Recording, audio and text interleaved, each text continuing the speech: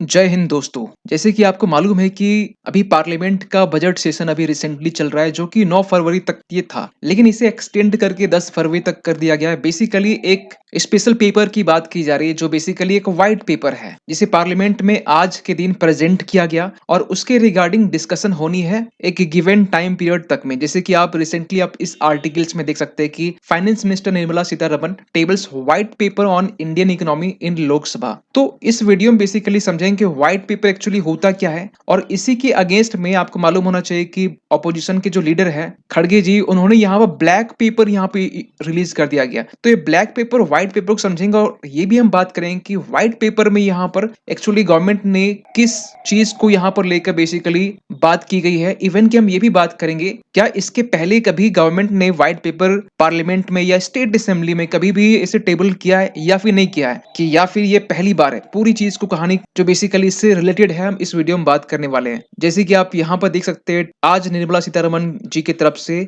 Indian economy पर ये white paper है। देखिए एक चीज पहले हम क्लियर कर देना चाहते हैं कि व्हाइट पेपर अगर यहाँ पर है तो इसका मतलब ये तो व्हाइट कवर में है, लेकिन इसका मतलब ये नहीं कि यहाँ सब जो आप इन जनरल सुनते हैं white paper simple blank paper, ऐसा कुछ नहीं है। सो कॉन्टेक्स्ट क्या है? कॉन्टेक्स्ट ये है कि 1 फरवरी को आपको मालूम होना चाहिए इंटरिम बजट 2024 टू 25 यहाँ पर निर्मला सीतारमन जी की तरफ से प्रेजेंट किया गया और इसी स्पीचेस में जब ये स्पीच दे रही थी तो उसी वक्त यहाँ पर यह कहा गया था कि जब से एनडीए गवर्नमेंट आई है 2014 के बाद से, तब से लेकर 10 साल तक और इसके पहले से लेकर जो 10 साल है इस बीच में जो यूपीए गवर्नमेंट थी 2014 से पहले, उस टाइम में हमारे देश की जो इकोनॉमी है किस तरीके से डगमगाई हुई थी, इकोनॉमिक कंडीशन अच्छी नहीं थी। इसे 2014 के बाद में धीरे धीरे ग्रेजुअली यहाँ पर एनडीए गवर्नमेंट ने सही किया। ये स्पीचेस स्टार्ट हुआ था और इसके रिगार्डिंग हमने बजट का वीडियो बनाया था, अगर आप नहीं देखे तो देख सकते हो उस वीडियो को जाकर। सो यहाँ पर सबसे पहली बात ये कि बजट सेशन जो बेसिकली 9 फरवरी तक था इसे 10 फरवरी तक इसे एक्सटेंड कर दिया गया है। क्यों एक्सटेंड किया गया? यहाँ पर इसके पीछे रीजन बताया जा रहा है बेसिकली कि ये 17वां लोकसभा है और 17वां लोकसभा का ये 15th सेशन है जो कि लास्ट सेशन है इस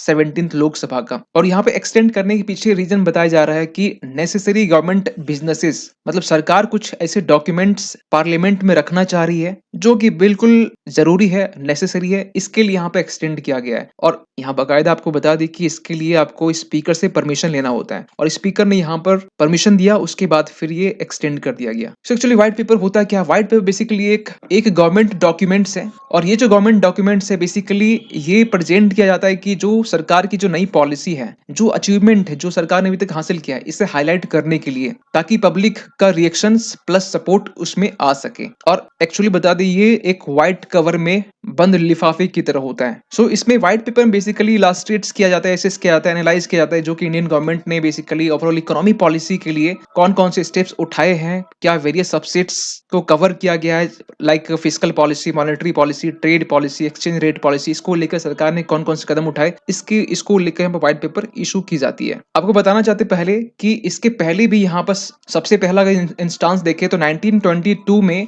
जब विंस्टन चर्चिल जब ब्रिटेन के जो प्राइम मिनिस्टर थे उस टाइम में पैलेस्टीन के लिए, आपको बताना चाहते हैं पैलेस्टीन 1922 के आसपास में यहाँ पर राइट्स हुए थे जो जफा रीजन है वहां पर, तो उसके लिए यहाँ पर व्हाइट पेपर रिलीज किया गया था। बेसिकली गवर्नमेंट पॉलिसी के रिगार्डिंग जो डिटेल्स है वो मांगी गई थी। ये पहला ऐसा इंसिडेंस था। उसके बाद से मल्टीपल्स जो व्हाइट पेपर है कहीं ना कहीं इशू टेबल जो पार्लियामेंट है या उसको इशू किए जाते हैं। सवाल ये उठता है कि ये संविधान में है या नहीं है। आपको बताना चाहते हैं ये संविधान बिल्कुल भी नहीं है। हमारे रूल्स ऑफ प्रोसीजर और कंडक्ट ऑफ बिजनेस जो होता है, आप अगर पॉलिटी के थोड़ा सा ज्ञान रखते होंगे तो उसमें कहीं ऐसा शब्द ऐसा मेंशन नहीं है, न कोई इसके लिए कोई गाइडलाइंस है। आप अपने अकॉर्डिंग अगर इकोनॉमी के ऊपर आप व्हाइट पेपर रखना चाहते हैं उसको भी रख सकते हैं, अगर आप चाहते हैं कुछ पॉलिटिकल इश्यूज को लेकर व्हाइट पेपर वो भी रख सकते हैं। तो फिलहाल ये इकोनॉमी पर ये बेस्ड है, कोई इसके स्पेसिफिक कोई गाइडलाइंस नहीं है। अपने अकॉर्डिंग आप इस पेपर को इश्यूज कर सकते हैं। यहाँ पर चूज करने की पूरी फ्रीडम आपकी गवर्नमेंट के ऊपर में किस तरीके से आपको टेबल व्हाइट पेपर में जो टॉपिक्स है इश्यूज को रखने हैं और उसको बताने हैं। सवाल ये निकल के आता है कि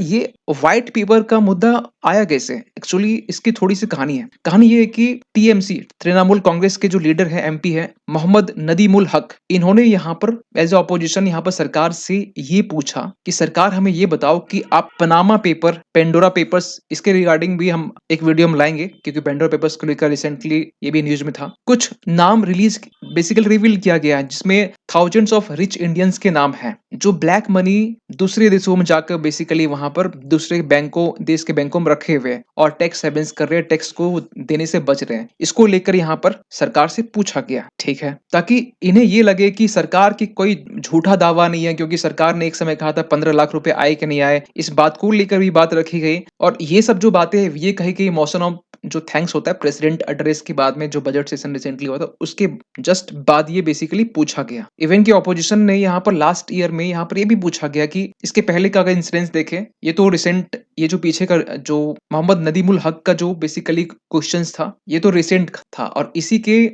रिजल्ट में यहाँ पर जो मोदी गवर्नमेंट है यहाँ पर एक व्हाइट पेपर यहाँ पर पार्लियामेंट में टेबल की। लेकिन इसके पहले अगर देखें तो पास्ट में देखें, पास्ट में जाकर तो पास्ट में भी हमें ऐसे बहुत सारे इंसिडेंट्स मिलते हैं क्योंकि लास्ट ईयर आप देखेंगे सत्यपाल मलिक जो जम्मू कश्मीर गवर्नर रह चुके हैं, लेफ्टिनेंट गवर्नर कह सकते हैं, तो उन्होंने पुलवामा अटैक को लेकर यहाँ पर बेसिकली मोदी गवर्नमेंट के ऊपर कुछ क्वेश्चंस किए थे और यहाँ पर ये कहा जा रहा था कि कांग्रेस ने इसको लेकर फिर एक इशू बनाया और व्हाइट पेपर बेसिकली यहाँ पर डिमांड करने लगे गवर्नमेंट से। मई में भी हमने देखे थे, खासकर इसके पहले 2016 के टाइम हम बात कर रहे हैं जब डिमोनेटाइजेशन हुआ था, 2000 करेंसी को हटाने को लेकर यहाँ पर सरकार से डिमांड की गई कि आप व्हाइट पेपर रिलीज करो। तो इसके रिगार्डिंग बहुत सारे इंसिडेंट्स पार्लियामेंट को लेकर देखे गए। लेकिन हम बात करें स्टेट असेंबली को लेकर तो स्टेट असेंबली में भी यहाँ पर आप देख सकते हैं कि जो रेवंत रेड्डी जो लेड गवर्नमेंट तेलंगाना गवर्नमेंट है उन्होंने यहाँ पर जो प्रीवियस गवर्नमेंट थी भारत राष्ट्र समिति उनसे व्हाइट पेपर बेसिकली ये डिमांड की थी कि आप व्हाइट पेपर स्टेट असेंबली में रखो। किसके रिगार्डिंग? तो स्टेट के जो डेट है, जो कर्ज है वो बढ़ गए हैं बेसिकली 72,600 करोड़ से लेकर 6 लाख करोड़ तक में। इसको लेकर यहाँ पर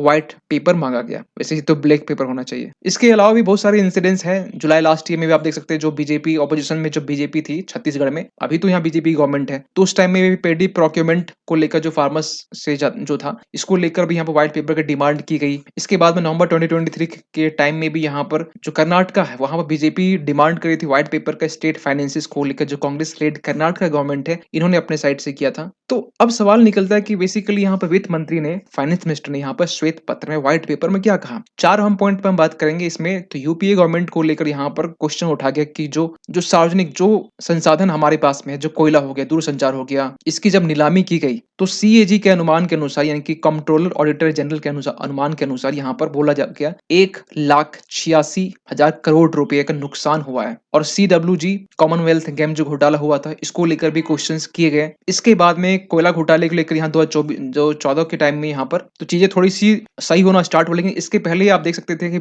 आवंटन को लेकर यहाँ पर जो पारदर्शिता है, इसे ट्रांसपेरेंसी बिल्कुल नहीं थी। तो इस बात पर भी यहाँ पर निर्मला सीतारमन जी ने कहा है। कुछ लोग आप सोचेंगे कि यार ये हम बोल रहे हैं, ऐसा हम नहीं कह रहे, यहाँ पर जो सरकार ये कह रही है वही हम कह रहे हैं। कुछ लोग आगे कमेंट भी लिखते हैं। तो जो चीजें ये बेसिकली जो वीडियो है ना एजुकेशनल पर्पस के लिए जो गवर्नमेंट कर रही है, जो एक इंडिविजुअल, जो सरकार, जो बेसिकली एक ग्रुप, एक कम्युनिटी जो कर रही है उसी के अकॉर्डिंग जो चीजें सेम टू सेम यहाँ पर रखते हैं, एक आसान, एक सिंपल भाषा में बस। तो यहाँ पर ये भी बताया गया कि जब सुप्रीम कोर्ट 1993 में जब 204 जो कोयला खदानें थी उसको लेकर आवंटित जब किया गया था तो उसके बाद से बहुत सारे करप्शन देखने को मिले। इवन की ये भी बताया गया कि इसको 204 जो कोयला घोटाला था, जो खदान था, उसको कैंसिल कर दिया गया, जो आवंटित किया गया था। इसके बाद भी हमने देखा कि यूपीए सरकार में जो डिफेंस सेक्टर में जो करप्शंस या फिर इसके जो घोटाले को लेकर यहाँ पर क्वेश्चंस उठाए गए, चाहे हम लड़ाकू विमान की बात करें या पनडुब्बी की बात करें, इसको लेकर एनडीए यहाँ पर सरकार ने यूपीए सरकार द्वारा छेड़ी गई चुनौतियों पर सफलतापूर्वक काबू पाया है। और यहाँ पर बेसिकली ये बताने की कोशिश की जा रही है कि एनडीए गवर्नमेंट ने किस तरीके से, यूपीए गवर्नमेंट ने जिस तरीके से इकोनॉमिक कंडीशंस को बिल्कुल बद से बदतर करके रखी हुई थी, इसे एनडीए गवर्नमेंट ने आगे अच्छा की। इस तरह की बातें